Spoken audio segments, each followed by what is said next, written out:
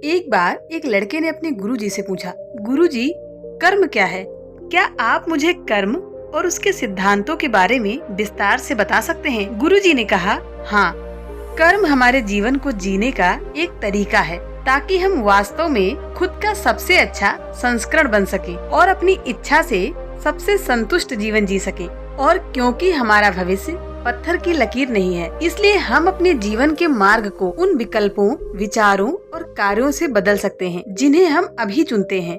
कोई भी मनुष्य किसी भी अवस्था में बिना कर्म किए नहीं रह सकता, यानी कि हर पल मनुष्य अपना कर्म कर रहा है, क्योंकि हम 4 तरीकों से कर्म करते हैं। पहला, विचारों के माध्यम से, दूसरा, शब्दों के माध्यम से, तीसरा, क्रियाओं के माध्यम से जो हम स्वयं करते हैं, और चौथा, उन कार्यों के माध्यम से जो हमारे निर्देश पर दूसरे करते हैं। इसका मतलब है कि वो सब कुछ जो हमने सोचा, कहा, किया या फिर जिसके होने का हम कारण बने, वह सब कुछ कर्म है। यानी कि हमारा सोना, उठना, बोलना, चलना, खाना सब कुछ कर्म के अंतर्गत आता है। कर्म की यात्रा पूर्ण रूप से दोष रहित होने में नहीं है, बल्कि उन कामों को न करने के बारे में है जो हमारे और दूसरों के लिए ठीक नहीं है, और साथ ही वो इंसान बनने के बारे में है जो असल में हम हैं। सबसे पहले तो तुम ये समझो कि जो भी इस ब्रह्मांड में है सब ऊर्जा का ही एक रूप है, जिसमें हमारे विचार, हमारी भावनाएं भी शामिल हैं,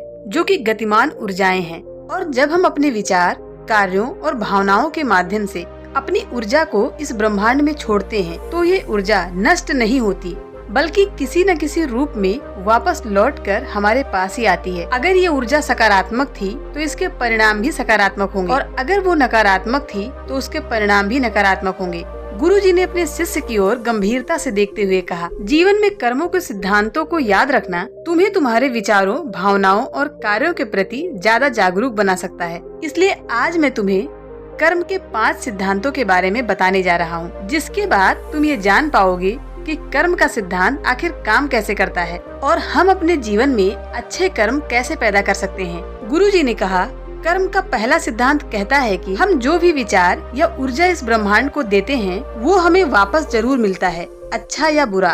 अगर मैं साधारण शब्दों में कहूँ तो हम जो भी करते हैं वो वापस लौट कर हमारे पास जरूर आता है। ना ही हम अपने अच्छे कर्मों से बच सकते हैं और ना ही अपने बुरे कर्मों से। कर्म का दूसरा सिद्धांत कहता है कि जीवन में चीजें अपने आप घटित नहीं होती हैं। घटनाओं को घटित करवाने के लिए हमें कर्म करने पड़ते हैं। कर्म का तीसरा नियम कहता है कि तुम किसी भी चीज की सच्चाई को एक्सेप्ट किए बिना तुम उसे बदल नहीं सकते। हमें अपने जीवन की उन कड़वी सच्चाइयों को स्वीकार कर लेना चाहिए जिन्हें हम कितनी भी कोशिश कर लें, लेकिन वो बदल नहीं सकती। कर्म का चौथा सिद्धांत कहता है, जीवन में लगातार विकास करना केवल तभी संभव है जब तक हम समय के साथ खुद को बदलने के लिए तैयार हैं। बदलाव की शुरुआत हमेशा हमारे अंदर से ही शुरू होती है, न कि बाहर से। बाहर की परिस्थितियों व अन्य लोगों को बदलने का प्रयास करना केवल और केवल मूर्खता है। कर्म का 5वां सिद्धांत कहता है, आज तुम्हारे जीवन में जो कुछ भी है, अच्छा या बुरा, आज तुम जहाँ पर भी हो, जीवन में जो भी चुनौतियाँ या मौके हैं, उन सब के लिए